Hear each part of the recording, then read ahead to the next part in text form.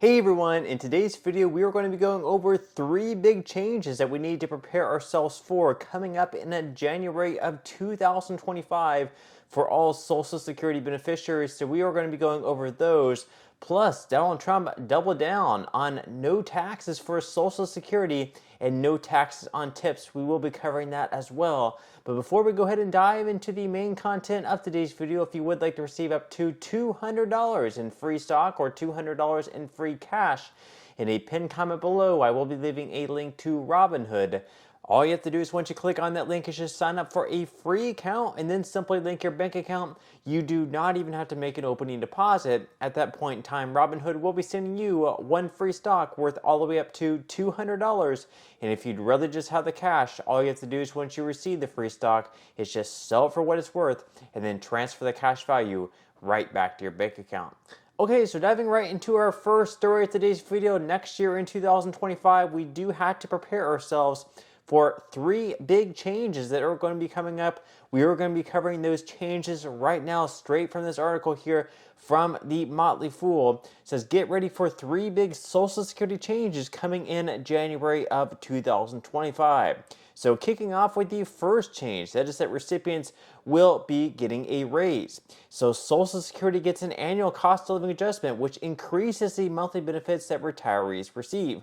The way that Social Security Administration calculates the COLA is based on the growth of a subset of the Consumer Price Index to the third quarter of each year. We won't get the final numbers for the COLA until October, when the Bureau of Labor Statistics releases inflation data for September. That said, inflation has slowed considerably from the high inflation that we saw starting in 2021. At this point, the Senior Citizens League forecasts a COLA of 2.6%. So next year, we are looking at a cost of living adjustment of right around 2.6%. And if that happens to be the case, what that's going to mean is that most retirees are going to receive around a cost of living adjustment of right around $50 per month, or over the course of a year, right around $600. Now, of course, there will be other things that we will have to keep in mind, such as like what is the Medicare Part B premium also going to be increasing by. If that increases by more, then perhaps that's going to cut into what the cost of living adjustment increase is going to end up being. Now, the second change that we will have to prepare ourselves next year for in 2025 is that the full retirement age will go just a little bit higher. So seniors waiting to claim Social Security until they can receive their full benefit may have to wait longer than they realize. That's because we're currently in a period where the full retirement age is increasing every year. In 1983, Congress passed a law that slowly pushes the full retirement age up to 67. Those born in 1954 reach the full retirement age at 66, but the age increases by 2 months for each year someone is born after 1954 until reaching age 67 for anyone born in 1960 or later. So in 2025, anyone born in 1958 will reach full retirement age at 66 years and 8 months, and those born in early 1959 will reach full retirement age at 66 and 10 months. So each year as we go along until the year of 1960 or later, that is going to continue going up until you, of course, you reach the age of 67. So anyone born in 1960 or later will have to wait all the way until the age of 67 if they want to receive their full retirement benefit. Otherwise, if they decide to take it early, anywhere between, let's say, 62 or of course 66 in some months, they will have to face a reduced benefit for taking their benefits a little bit earlier. Now, on the other hand, of course, if you can wait all the way until the age of 70, you can actually receive an even higher benefit for every month and every year that you delay receiving your benefits. So if you can delay and wait all the way until the age of 70, the better for you, the better benefit that you're going to receive. But for most people, that's just not going to be a reality. Now, of course, there are also some proposals right now in DC. A lot of, people, whether they're in the House of Representatives or the Senate, are saying that perhaps we should increase the retirement age even more, up to perhaps maybe 69 or 70 for the younger generation, just because the trust fund is looking to go insolvent within the next decade or so. And that's one of the ways they can keep this program solvent for a longer period of time, is to take those who are currently 40 years of age and younger and forcing them to wait instead of to 67, forcing them to wait until the age of 70 to start collecting benefits.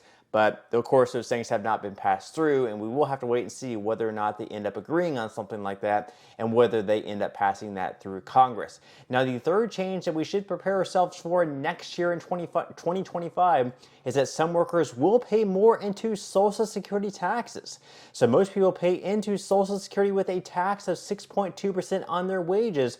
Employers will match that tax rate, making your total contribution to the program about 12.4% of your paycheck. However, some high earners don't have to pay Social Security taxes on their entire paycheck. The Social Security Administration caps taxes with a maximum taxable earnings. The amount gets adjusted every year based on the prior year's wage inflation. For 2024, the maximum taxable earnings was $168,600. Any earnings above that level are exempt from Social Security taxes. So someone who earns, for example, $1 million per year is only paying Social Security taxes on the first $168,600 that they earn. So anything between $168,600 and 1 penny all the way up to the $1 million that they earn, none of that extra money is being taxed for Social Security and going into the trust fund. Now, we also have some lawmakers in Washington who are proposing that the money between $168,000 and $1 million also be taxed. That way we can keep the trust fund solvent for a longer period of time. So those are just a few ideas being thrown out there, raising the full retirement age as well as forcing extra taxes on people who are currently working for that money to go into the trust fund. But again, we will have to wait and see. Now, of course, Donald Trump also has some other ideas on Social Security. One of the ideas that he's been floating out there and he's been doubling, tripling, quadrupling down on is no taxes on Social Security and no taxes on tips. Let's go ahead and listen to him once again, doubling down on that idea. Watch. Go ahead, one more. Make it a good one, please. Okay, regarding Social Security taxes for seniors, which we've talked about a while, experts say that the policy could increase the deficit by $1.6 trillion. So how would it work in your view? We have so many ways of making money in this country. We're not going to affect our Social Security. We're not changing it, and I proved that over 4 years. And we're going to do it. It's very unfair to people. They spend their life and they're great citizens and they pay in. We're not going to charge tax to Social Security, the seniors. We're not going to do it. We're not going to charge. And also tax. I say the two things.